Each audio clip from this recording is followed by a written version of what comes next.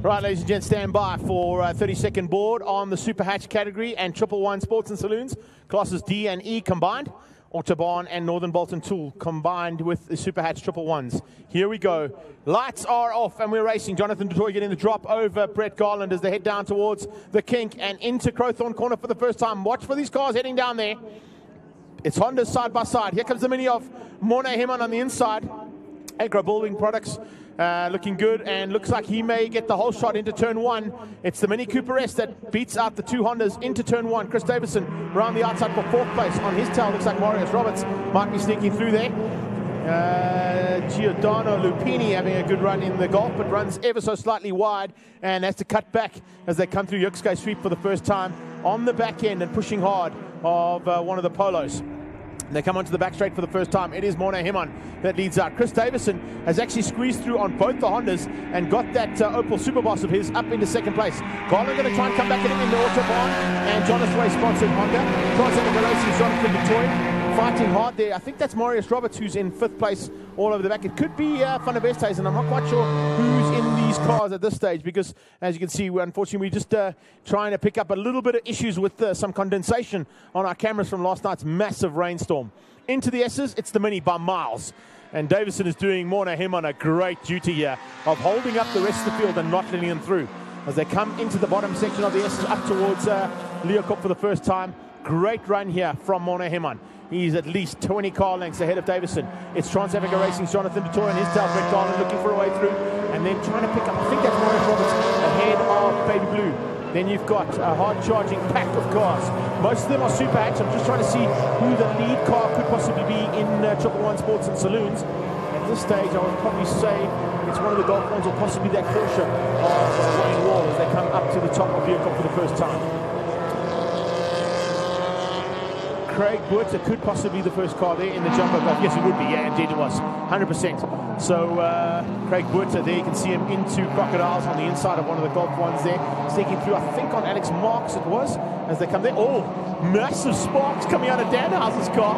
I think it's just brake on brake there, and metal on those brakes. I don't think that car's going to last the whole race if it's starting to spark up already under braking. Let's have a look and see. He didn't brake into Cheetah. He's definitely going to have to brake coming into Ingwe though. And let's see whether or not that's going to affect him. A bit further back there, also keep an eye out on the youngster there, Seth van Heerden. He's only 12 years of age, to let you know, and driving in SuperHatch. An incredible amount of talent in that youngster. His brother will be fighting tomorrow, as will his dad, in the NGN Volkswagen Cup in the Nutritech team. And he, of course, is in the Nutritech, and a magnificent machine. Chris Smith leads things out in Class D for 111s as they cross the line for the first time. And heading up towards Barbecue now. Out of Barbecue, it's the two Hondas that have now got back ahead of Chris Davison's Opel Superboss. But it's Morne Heman that is dominating at the front end. The Batman coming into clutches of Murray and Gossman, and of course Wayne Wall with him as well. And Batman going to go side by side with the little Honda and that Porsche 924 as it heads through and into Yuxkai. Here we go into Clubhouse Corner at the front end of Class A. It's all about Garland. Chris Davison trying to stay with him, but of course those two Hondas certainly have got a slight turn of pace, and particularly Jonathan Dutoy. Dutoy yesterday in qualifying was actually 2 seconds quicker than any other car out there, so I think Dutoy might have just been playing around with these guys ever so slightly. 99 is Nick Martin in Baby Blue there. That's the Opel Kadett. It's an Opel Kadett Cub, but it does run a 2-litre 16-valve Superboss engine in it, so that's why he's in Class B. That's the little blue one heading up into Leocorp right now. Behind him, pushing hard, of course, is Stewie Koenig, and you've also got Zane van Zyl in the big Golf too. There is a leader of Class D. I think it's going to be either between Chris Smith in the Porsche or possibly that Golf. No, it is Chris Smith in the Porsche that leads out for sure over Craig Buerter in the big jumbo Golf. It's the all-red machine. A big crash at Swartkops only about 4 race meetings ago there for Craig Buerter. He actually ended up rolling twice out of turn 8 G&H Transport corner, and managed to get the car all sorted out in his back racing for the last 2 heats and last 2 races of the season for SuperHatch. A couple of guys just clipping that curb into Cheetah. Now, if they have a look on Facebook and see what happens if you do hit that curb, Clinton Besaidenote will tell you that you can drive up to 50 meters on 2 wheels, if that's what you want to be doing there. Wayne Wall sneaking on the inside as they come into Crocodiles. A bit further back there's Seth van Heerden. That's the green and black machine in the bottom end of our shot, and the rest of the field streaming through there nicely. Nice to see that Alpha GTV of Stan Stacey looking good as our leaders head down towards Crowthorne one more time. The way things going right now, I'm looking at, well, it says Marius Roberts and Ian Cotwell ahead of him. I don't think Cotwell is in that battle, to be honest. Here's the leader. Then it's Trans-Africa Racing. So Morna Hemon leads out. Jonathan du Toit and Brett Garland. Then you've got Chris Davison, or is that... That's Ian Cotwell who's in Chris Davison's car. That's like the Cotwell on there. So it's Chris Davison's car with Cotwell in the wheel and Marius Roberts on his tail. So apologies to Ian and to Chris Davison. Didn't realise that you guys are going to change things up there, but Tommy Honest has given us that information as we go through. Oh, Jonathan du Toit, don't clip those curves, buddy. It's going to... Oh, how's the big flame out of the Mini in front there. In these conditions, the flames, the sparks coming off the breakers and all that kind of stuff is certainly going to be well in your face. And we hope you're enjoying all the coverage out of Radio Kyalami here via Facebook for the first time up towards Leeuwkop at the brand new Kyalami International Grand Prix circuit. Leader in second place. There's third. That's Brett Garland and Jonas Ray. Here comes Cotwell, being closed down by Marius Roberts in the ASAP Peugeot. Nick Martin leading Class B. On his tail is Zane van Zyl in the big jumbo Golf. That's second place in Class B, waiting for the rest of the field to come up to the top of the hill. There is Smith leading in the triple ones and fighting hard there with Giordano Lupini all the way from Cape Town. Monroe Golf 1, and of course that is for the triple one honours there. So Giordano Lupini fighting with Chris Smith. They've got Stewie Koenig in between Vanna Petersen, Craig Buerta and Chris Dale. That's the third, fourth and fifth place battle in Class Ds. There comes Colin Green. He's been a busy man.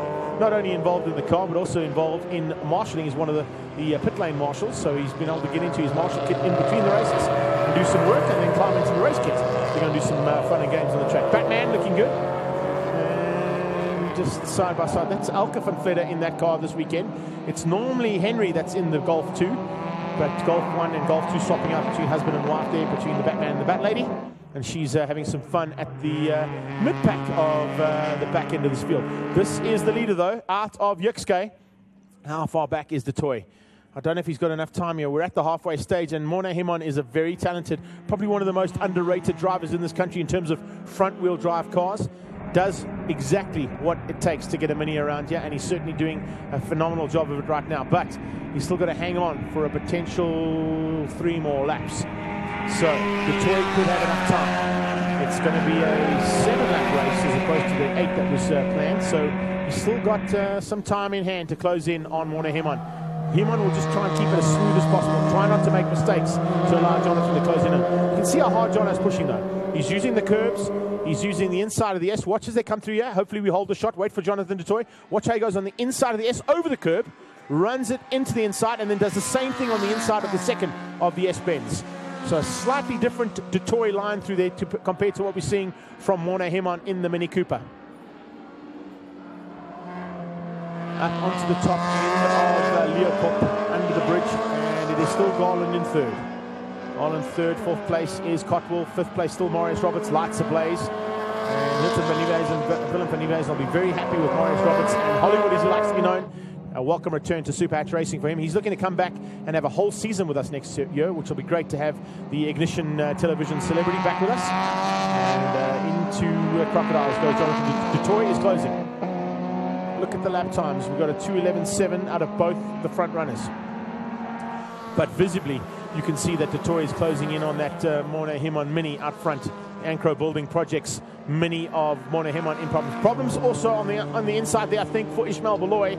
I just caught a glimpse of the black and orange Trans-Africa Racing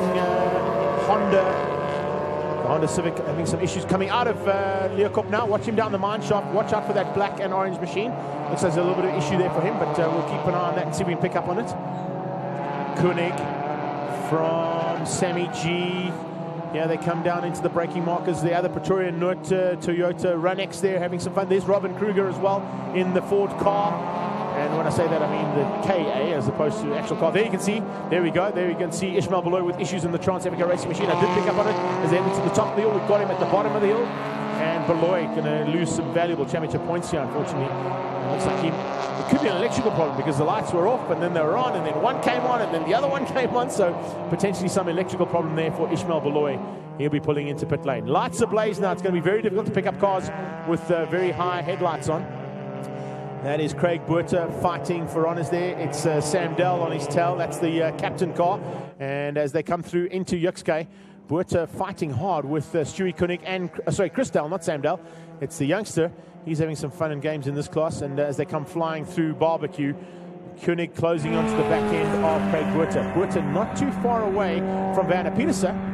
And Chris Smith, of course, leading things out here. No, in fact, Chris Smith has lost ground to Giordano Lupini. So the youngster from Cape Town has taken the lead of Class D in 111 Sports and Saloons. So well done to Lupini for a super effort to get away from that 924 Porsche and take the win, or possibly, in 111 Sports and Saloons Class D. Right, here we go. This is Ethan van Heerden, 12 years of age. Incredible to see him fighting. Seth van Heerden fighting with Alta van Beek. So I've got to just get used to the fact that there's the other brother involved there. I'm so used to saying Ethan that Seth has come along for the ride now at 12 years of age.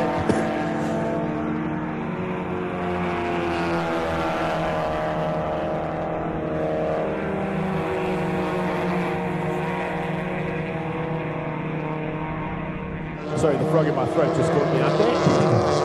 But just picking up on Seth van Heerden once again. There's Colin Green fighting with the fourth Honda out there, that Civic. And I can tell you, Colin Green will be giving that man a run for his money because, well, I'm looking at it, I'm not quite sure who's in that machine. It's Werner Stoltz, I think, who's in that third machine. There is Ethan van Heerden. Oh, hello. Yeah, I know exactly how that feels. I can speak from experience when I can tell you you've gone metal to metal on a Mini Cooper. Is he going to have enough here with a lap to go? Morne going to have to nurse those brakes because you can see it's metal on metal there. The sparks are flying out of the front wheels of that Mini Cooper. Okay, so it's 5 laps down, 5 or 6 cars that are doing the same kind of thing. The Mini with some big braking issues there, as you can see him pushing hard. Look at the brake discs lighting up through, what's that, Moonrise corner now as opposed to Sunset, because we're into the Moon section of the circuit. Now in the clubhouse, and Detroit is closing. It was a 2-second gap as they crossed the line on the previous lap. There's 2 laps to go in this race, and Morne Hemon is fighting for his life here. He is looking to maintain this lead and keep Detroit out. Oh, I can't believe how good this race has got in the closing stages here.